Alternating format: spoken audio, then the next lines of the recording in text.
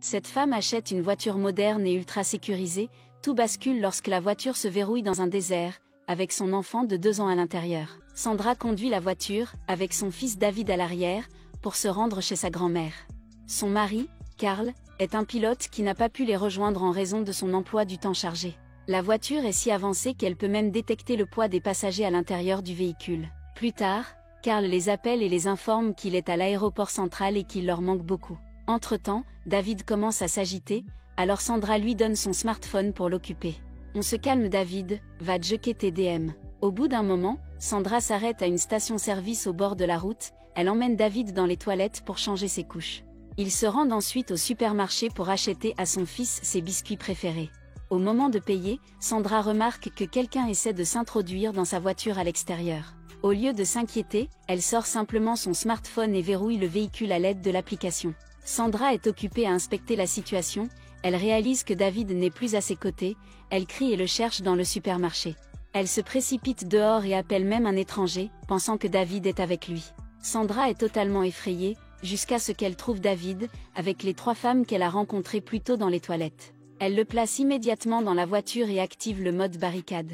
Cela la détache de ce qui se passe à l'extérieur, et elle pousse enfin un soupir de soulagement. Après avoir quitté la station-service, Sandra a encore une longue distance à parcourir avant d'atteindre la maison de sa grand-mère.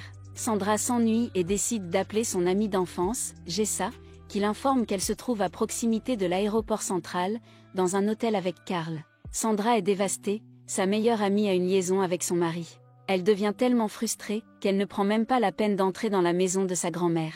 Elle continue d'appeler Carl, mais il ne décroche pas et fait semblant d'être occupé. Énervée par la tromperie, Sandra prend les choses en main et décide de retrouver Carl à l'aéroport central de Los Angeles. Sur son chemin, un panneau indique que la distance jusqu'à Los Angeles est d'environ 320 km.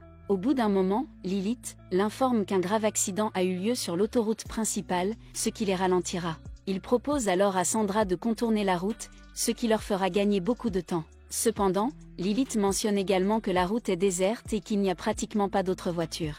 Sandra, qui est impatiente de confronter son mari, n'y pense pas 2 fois et prend l'itinéraire alternatif. Il commence à faire noir, et Sandra éprouve des difficultés à conduire la voiture. Le brouillard sur le chemin s'intensifie également, ce qui affecte sa vision. Sur son chemin, elle trouve aucune autre voiture, juste une station électrique sur la route au milieu de nulle part. Soudainement, Sandra, distrait par David, percute un cerf qui tentait de traverser la route. David se met à pleurer et comme toujours, Sandra lui donne son smartphone pour le calmer. Elle sort alors immédiatement pour vérifier l'animal, qui semble presque mort. Le cerf est coincé sous la partie avant de la voiture et à cause de cela, Sandra est incapable de faire avancer sa voiture. Pendant qu'elle essayait d'analyser la situation, elle oublie qu'elle a laissé David seul dans la voiture.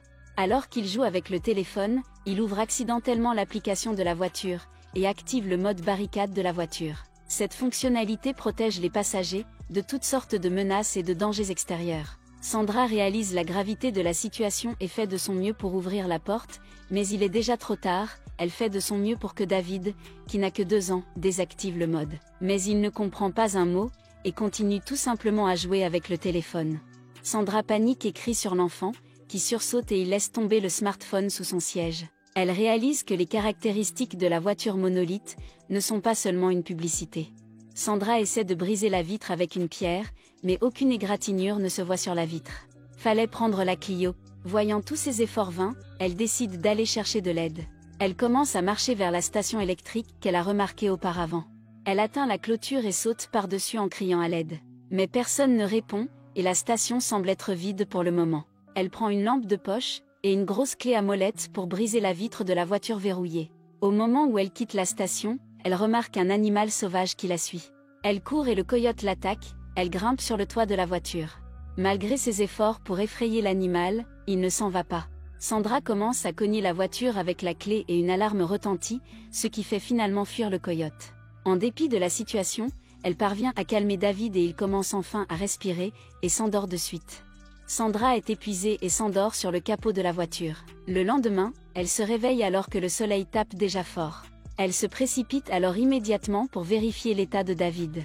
La température extérieure augmente lentement. La situation s'annonce mal pour Sandra, car l'endroit est complètement isolé et il n'y a personne aux alentours.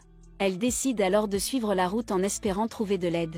Bien qu'elle soit gravement déshydratée, elle continue à parcourir le long de la route. Elle est également consciente des risques de laisser David seul dans la voiture surchauffée, mais elle n'a pas d'autre choix. Heureusement, elle tombe sur une rivière où elle boit et se nettoie. Après un peu de répit, elle continue son chemin, et parcourt plusieurs kilomètres. Sandra tombe enfin sur un ancien aérodrome, où elle découvre un jet. Pendant ce temps, la température à l'intérieur de la voiture augmente, ce qui fait démarrer instantanément le ventilateur de refroidissement d'urgence. Après avoir atteint l'avion abandonné, Sandra entre à l'intérieur et découvre des boissons alcoolisées, un gallon d'essence, un briquet et une paire de pneus d'avion de rechange. Elle rassemble immédiatement les éléments nécessaires. Elle utilise l'essence pour brûler les 2 pneus, dans l'espoir d'attirer de l'aide. Elle prend ensuite la bouteille et le remplit avec l'eau de la rivière. Sandra revient à l'endroit où elle a laissé David et se précipite vers la voiture. David est tout faible et vire au rouge. Elle l'appelle, mais David ne répond pas et ne bouge pas. La température à l'intérieur de la voiture a considérablement augmenté, et les ventilateurs d'urgence sont inefficaces. Voyant l'état de son fils, Sandra grimpe immédiatement sur le toit, et verse l'eau qu'elle a apportée de la rivière, mais tous ses efforts sont vains. Craignant que son enfant meure à l'intérieur du véhicule, elle recommence à frapper la vitre de la voiture avec la clé, mais gaspille juste son énergie. Sandra essaie d'allumer un feu à l'extérieur de la voiture, dans l'espoir que les senseurs détectent la fumée et ouvrent les fenêtres, mais rien de tout cela ne se produit. À la place, les ventilateurs d'urgence s'arrêtent, pour empêcher la fumée de pénétrer à l'intérieur.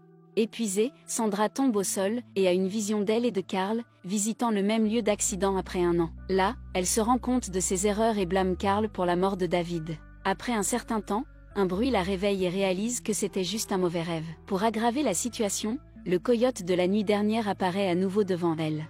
Sandra essaie de grimper sur le toit de la voiture. Mais le toit est extrêmement chaud, elle se glisse plutôt sous la voiture. Le coyote lui mord la jambe, et c'est à ce moment que Sandra se rend compte que le coyote veut juste le cerf. Dès que le coyote traîne le cerf, la voiture commence à reculer. C'était le cerf qui maintenait la voiture immobile.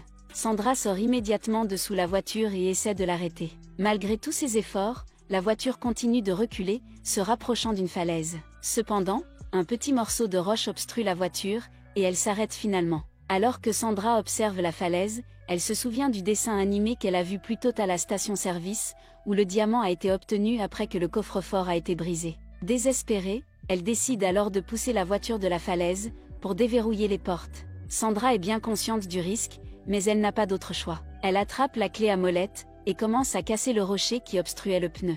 Après avoir réussi à dégager le rocher, Sandra pousse délibérément la voiture vers le bas de la falaise, avec David toujours à l'intérieur de la voiture.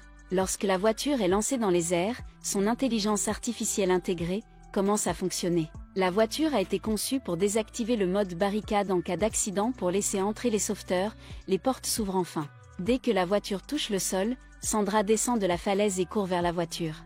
Malgré la chute dévastatrice, la voiture n'a aucun dégât apparent. Trouvant la porte ouverte, Sandra sort précipitamment David de la voiture, et lui retire ses vêtements pour l'aider à se rafraîchir. Voyant l'état de santé de David, Sandra décide de quitter les lieux dès que possible.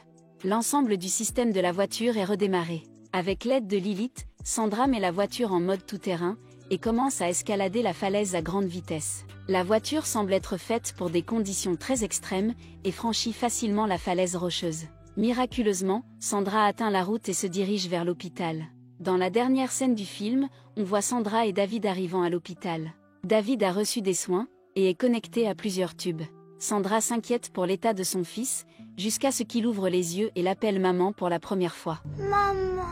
Et c'est la fin de la vidéo. Si vous l'avez regardée jusqu'au bout, et que vous l'avez appréciée, laissez un pouce bleu, et abonnez-vous à la chaîne pour ne pas rater nos prochaines vidéos. Allez à toutes.